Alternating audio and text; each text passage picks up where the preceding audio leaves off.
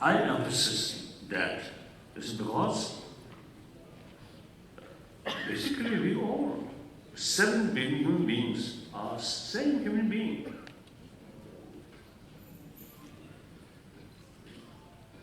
Mentally, emotionally, physically, they are same. The way we're born, same.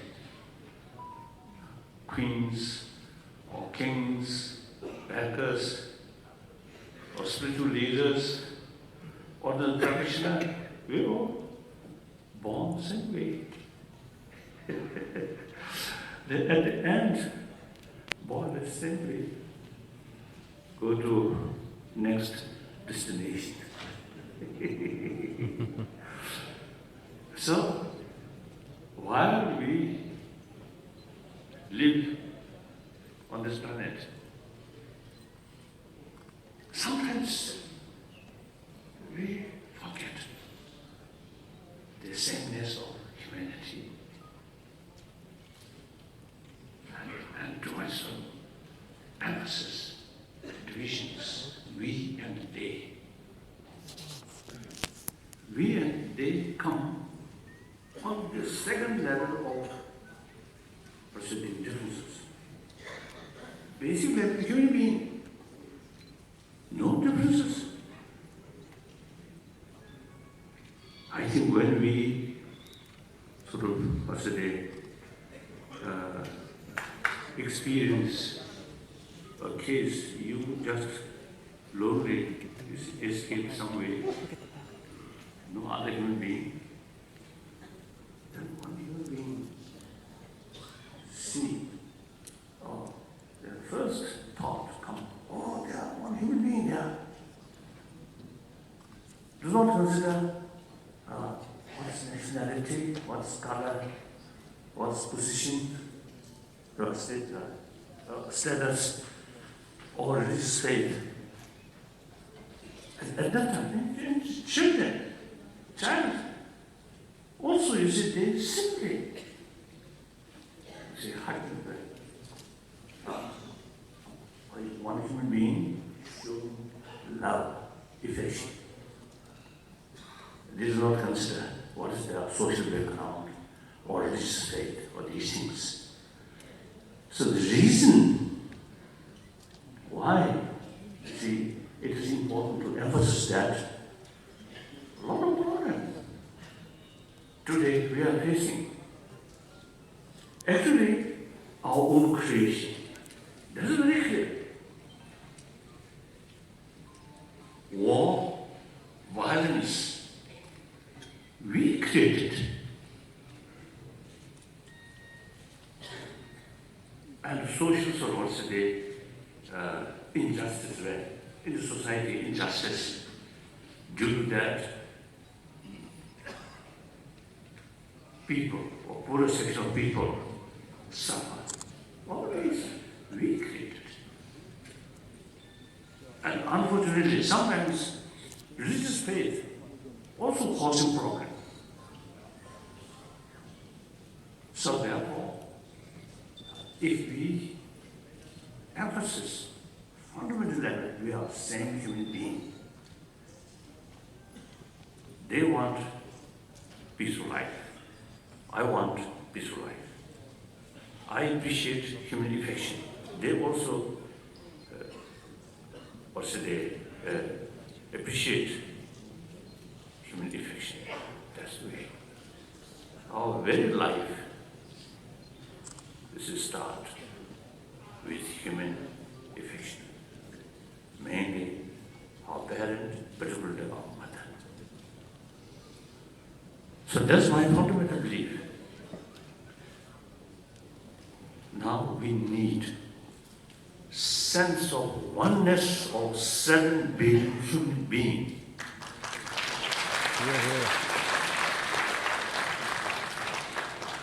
On that level, see, nothing to divide. Same human being.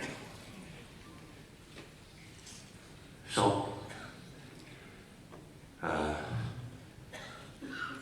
all major tradition I believe, have very sort of great potential, you see, to promote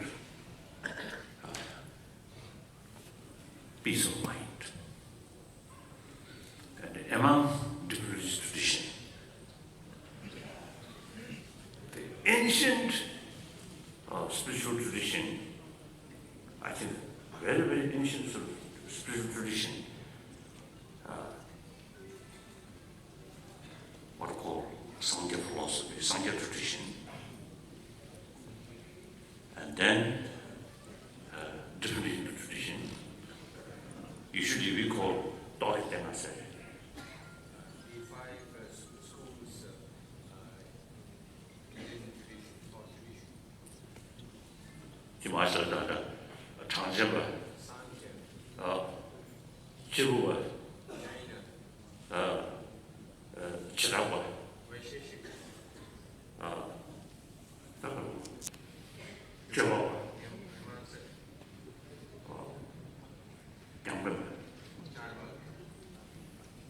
So, Vedanta.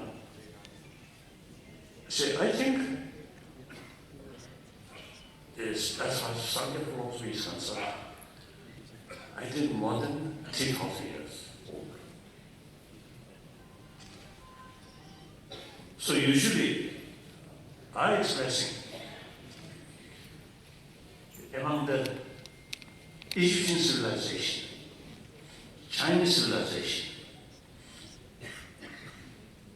Indus Valley civilization, which is the Indus of civilization, eventually. So among these three civilizations, I think Indus Valley civilization, I think it produced most great thinkers.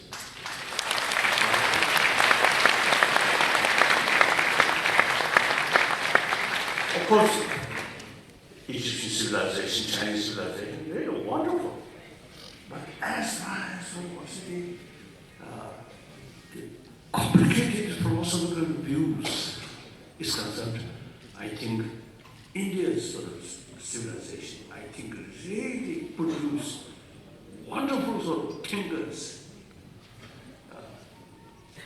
For example, of course, I'm a student of Nalanda tradition and simple Buddhist monk.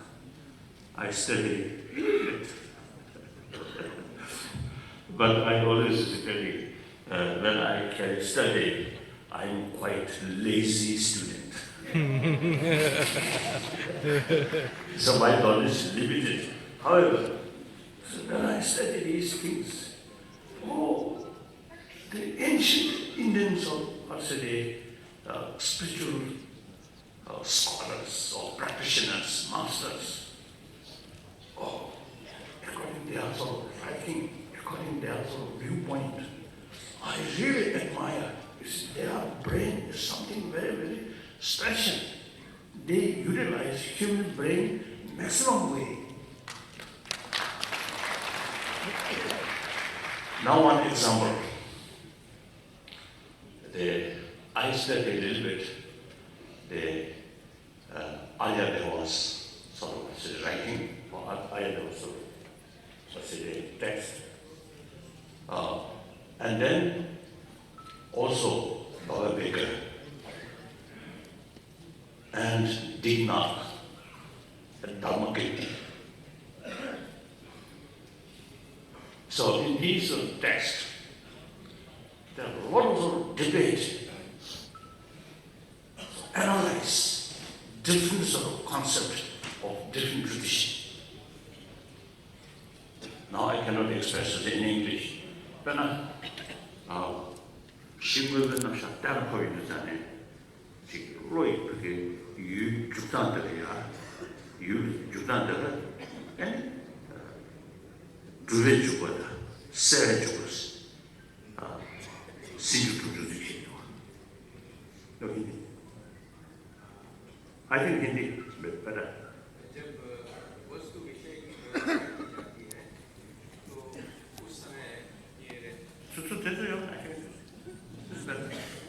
जब वस्तु विषय की व्यवस्था की जाती है तो उस समय एक ज्ञान के द्वारा जब प्रवृत्त होते हैं विषय पर, तो वो दो प्रकार से ये बौद्धों के सिद्धांत और शास्त्रों और प्रमाण शास्त्र के अनुसार होता है कि वो अपोह प्रवृत्ति का और एक है विधि प्रवृत्ति, दो प्रकार से विषय में प्रवृत्त होता है।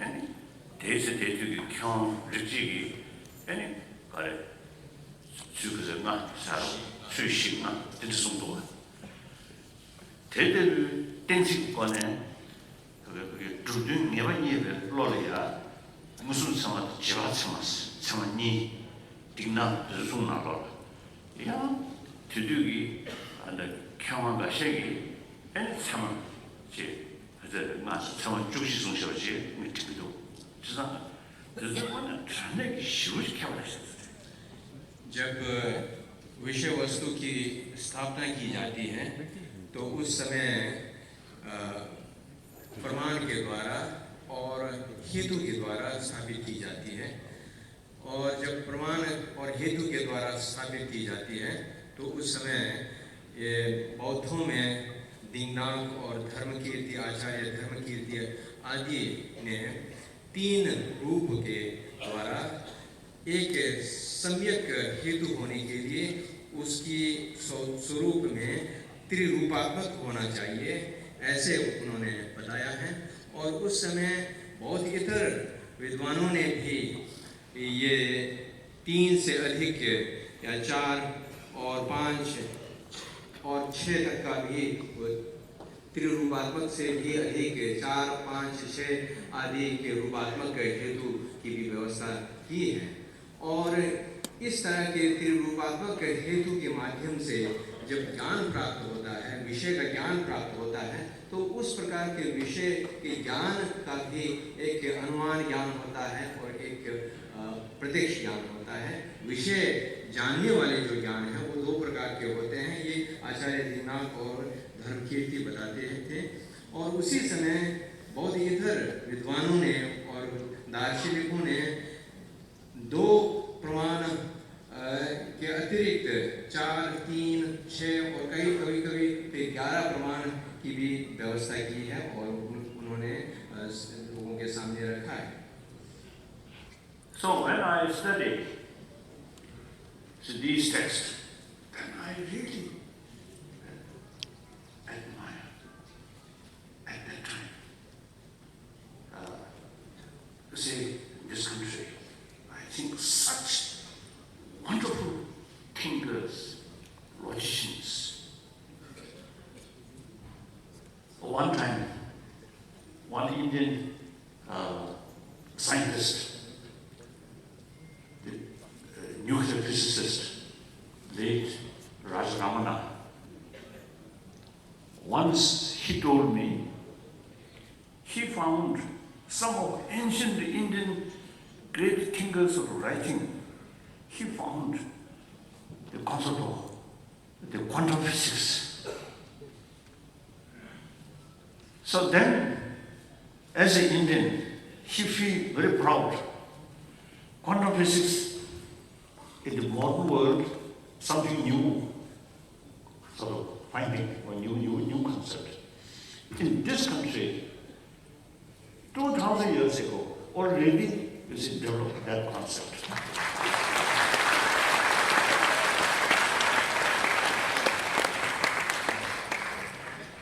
Then, as a student of Nalanda tradition, as a Buddhist monk, I feel the real development of Buddhist logic, Buddhist philosophy, I feel because of this challenge. No challenge, no further development. Then they for granted. Okay. Stuff like that.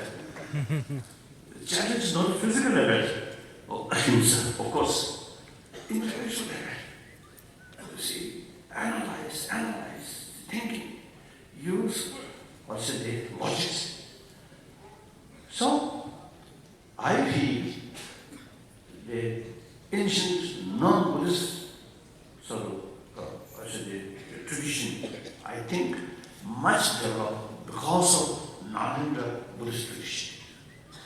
Buddhist tradition, I think, as I mentioned earlier, I think much developed because of non-Buddhist traditions of these thought or difference of thing. So, I always describe we Tibetan chela of ancient Indian guru.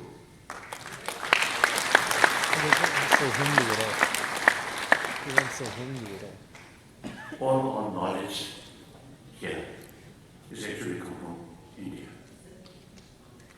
So one Tibetan, I think, should, for 15th century, one great Tibetan scholar is he expressed, till light come from India to land of snow. In spite color of snow, white, bright, but still dark.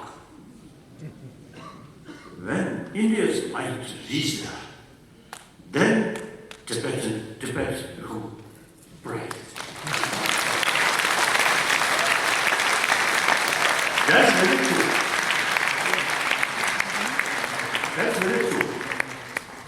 So sometimes I little bit sort of sarcastic or jokingly telling, ancient Indians were our guru, not modern Indian.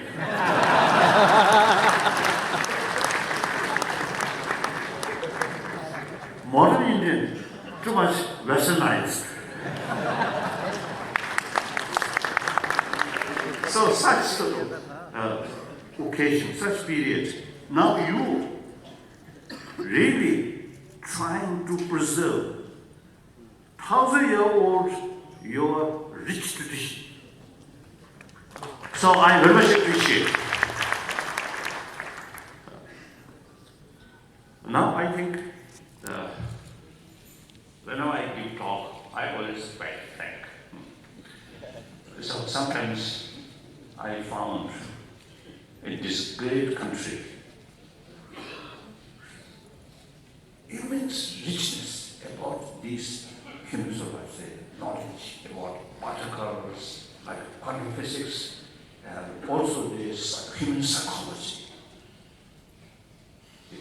All Indian tradition, which include practice of shamatha, vipassana, naturally, a lot of explanation about mind, about emotion.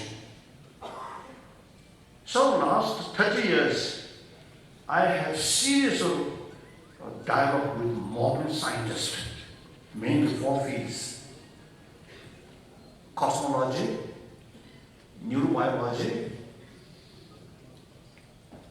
then physics.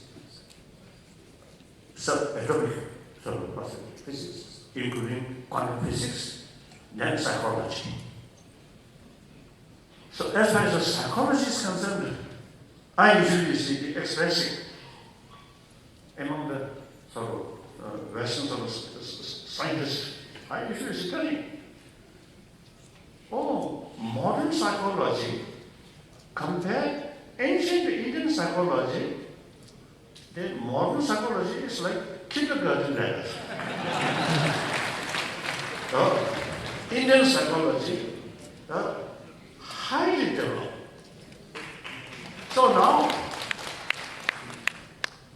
our spiritual brothers, sisters, it is not sufficient just to carry some puja, some ritual. Sometimes we carry, Tibetan also there are carry ritual days and days, but without knowing the meaning. So, it is now here, it is sort of very ancient sort of nation who once produced such a wonderful sort of thinkers. Now today, I think every corner, also town or city, some temple.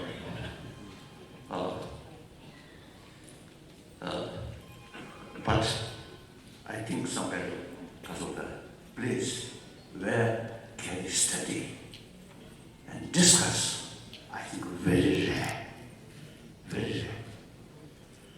So please, now here big gathering, please, while you carry your puja or the rituals, you must pay more attention about study deeper level of philosophy and psychology. These things are very, very important. Then you can really make a significant contribution for whole world, knowledge of mind, knowledge of emotion. It is very, very important. Much trouble which we are facing is ultimately come from destructive emotion, anger, hatred, fear, greed. So, in order to deal with the problem, ultimately we have to deal with our emotion. Then without knowing the map of emotion, how can we can effectively deal with this destructive emotion? So knowledge about human mind, human emotion, is no matter what believer or non-believer, even religious people, they should know about the human mind. Then their work becoming more constructive and realistic, like that. So much our work in economy or politics or international relations, in every field, I think most of these destructive sort of work or events, you see, happen because of ultimately ignorance, short-sightedness, and too much self-centered attitude. So, if people, humanity knows more knowledge about our inner peace and more knowledge how to develop inner peace, how to tackle these destructive emotions, I think then the world can be more peaceful or more compassionate world. Compassion cannot be produced by machine, by factory. Or take one pill and compassion come. Impossible. Tranquilizer will not bring real tranquility. Tranquility must develop within our own mind. So therefore, that's my, as chela, I also is telling, we are not only your chela, but also quite reliable chela. Because, last over 1,000 years, these ancient Indian knowledge we kept intact. While Guruji little bit neglected. So it is quite, let's say, quite correct. We are quite reliable chela. So my request as a chela to Guruji, please pay more attention about ancient your knowledge and the religious sort of centers in various sort of, as someone has mentioned, all over the world. This is some temples, this is some sort of society or things are now pay more attention about these ancient knowledge, which is something very relevant to today's world. This is one thing. Then whenever I met some group of Indian group in New York or England and some other places, I urge them, look, wherever Chinese community they have, they eventually create Chinatown. Why? India town. Not that. There, temple origin there, but it's just some sort of center where you see you can discuss about ahimsa, about religious harmony. Today's world, I think, very, very relevant. 1,000-year-old Indian tradition of ahimsa and Indian tradition of religious harmony is very, very important. So wherever Indian communities are, you should set up some kind of culture center, not just only temple, but some kind of culture center and more academic work. Then gradually you create India town. Okay, I think very good.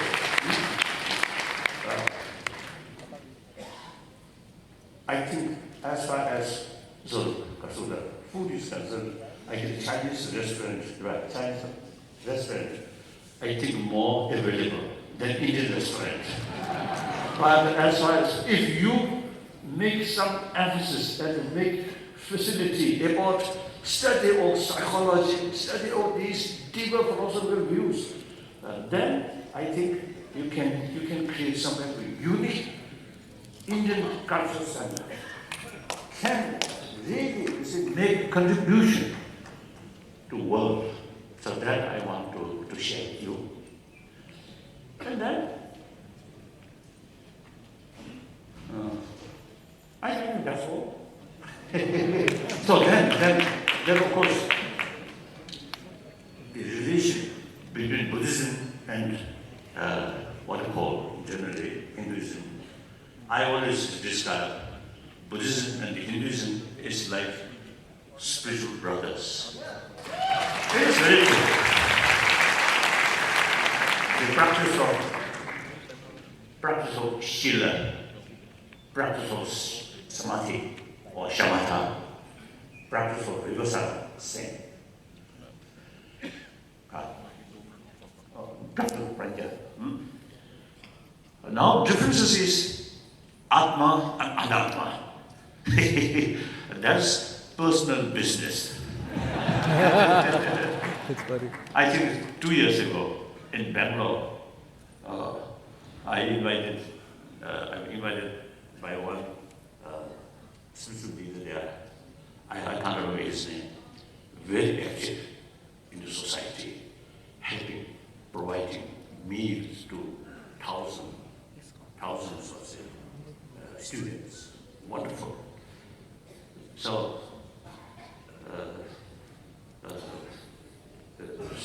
one occasion we just received a talk. And then I told him, yes, practice of shila, shamatha, and prajna, basically the same. Only differences, only demarcation is concept of Atma and anatma. So for me, as a Buddhist, concept of anatma is suitable. For you, concept of Atma is more suitable. So that's private business. No problem. And also, you see, when I met some Christians, some Muslims, you see, they believe they are creator, God, Allah. So that's their private business. Buddhists, no concept of creator, but self-creation, like that. But go to practice of love, practice of tolerance, practice of forgiveness, practice of self-discipline, practice of contentment. All major religious traditions can same practice. Some tradition more emphasis these things, Some tradition emphasizes just prayer or faith. In my view, the concept of creator, single pointed faith towards God, towards Allah, towards other sort of worship God. The real purpose of this sort of concept to bring conviction about inner value. So different methods, same goal. Buddhists say no creator. Jainism also say no creator. Then emphasis self-creation. If you do good, you get benefit. If you do bad, you will face negative consequences. So all the responsibility put on oneself. Purpose, bring conviction, the inner value. And then God, creator. Oh, we created by God. God, infinite love. So since we created by such infinite love, we also have the seed of that love. Everybody, as God's creator, everybody have some kind of sparks of God. Very good, wonderful.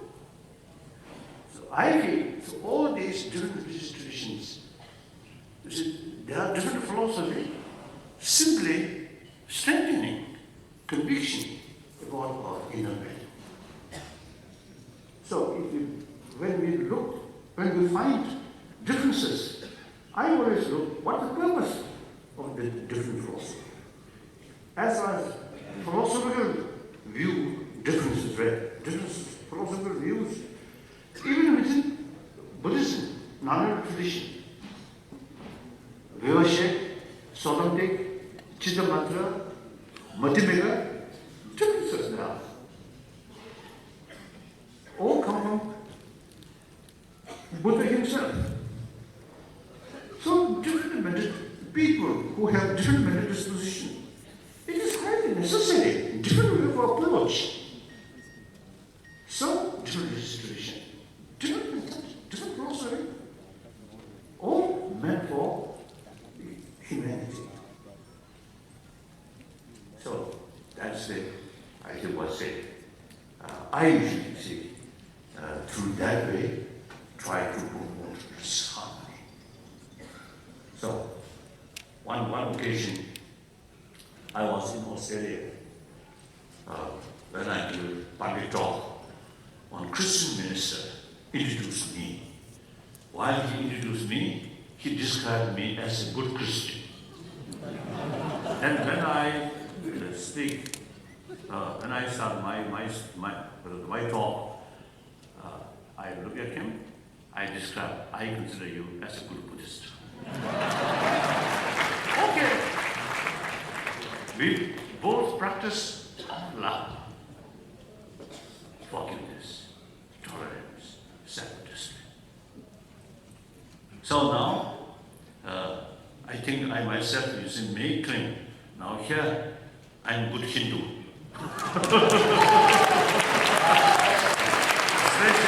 Especially, as I mentioned earlier, you see, we have historically very close link.